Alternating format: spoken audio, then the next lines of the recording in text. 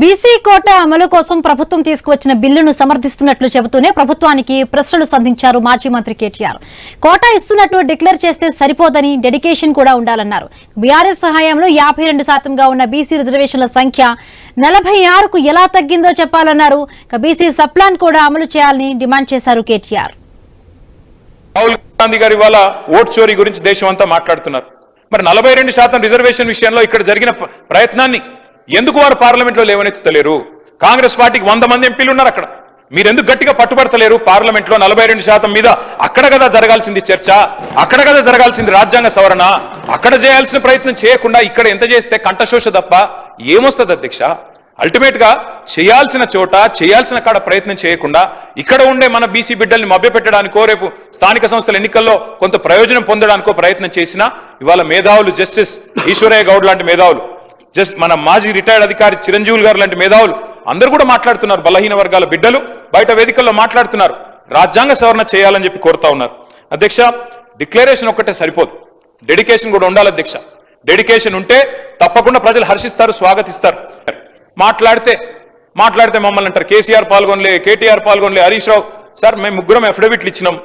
Election అఫిడవిట్లు మీ కాడనే ఉన్నాయి, election commission card ఉన్నాయి. అలా నేను ఓసీయా బీసీయా మీకు తెలుసు, నేను పాల్గొంటే ఏంది పాల్గొనకపోతే ఏంది. కానీ తప్పు చేసింది మీరు.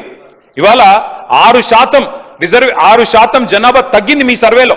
కేసీఆర్ గారు చేసినప్పుడు హౌస్ హోల్డ్ సర్వేలో కేసీఆర్ ప్రభుత్వం చేసినప్పుడు 52%గా వచ్చిన బలహీన వర్గాల సంఖ్య 6% ఎట్లా తగ్గింది అనే ఆలోచన మీరు చేసిండ్రా? ఎక్కడన్నా రివ్యూ చేసిండ్రా? ఎన్నడన్నా ఒక్కసారి ప్రయత్నం చేసిండ్రా చిత్తశుద్ధితో? అది చేయలే. ఎంతసేపు ముగ్గురు పాల్గొనకపోతే 6% తగ్గుతుందా అధ్యక్ష? మేము కేసీఆర్ గారు, నేను, హరీష్ రావు గారు పాల్గొనలేదు. సరే, మాది ఏందో ఎలక్షన్ అఫిడవిట్ ఉండనే ఉన్నది. అందులో మేము ఓసీఆ బీసీఆ రాష్ట్రం అందరికి తెలుసు. తెల్లారలేస్తే ముఖ్యమంత్రి గారు దెప్పి పొడుస్తానే ఉంటాడు. కాబట్టి నేనేమంటున్నా అధ్యక్ష, మేము పాల్గొనంత మాత్రాన 52% 46% కాదు కదా అధ్యక్ష. ఇవాళ నిజంగా బలహీన వర్గాలకు చిత్తశుద్ధితో మీరు సేవ చేయాలనుకుంటే మీరు చెప్పిండాలా? డిక్లరేషన్ పెట్టినప్పుడే చెప్పిండాలా? కండిషన్స్ అప్లై, రాహుల్ గాంధీ ప్రధానమంత్రి అయితేనే ఇస్తాం, లేకపోతే ఇయ్యమని చెప్పిండాలా? అది మీరు చెప్పలేదు. బీసీ సబ్ ప్లాన్ అని చెప్పారు, తేవట్లేదు. సార్ పెట్టండి, రేపు ఎల్లుండి హౌస్ పెడతారా, ఇంకో నిమజ్జనం తర్వాత పెడతారా, మీ ఇష్టం. కానీ బీసీ సబ్ ప్లాన్ చట్టం తెండి.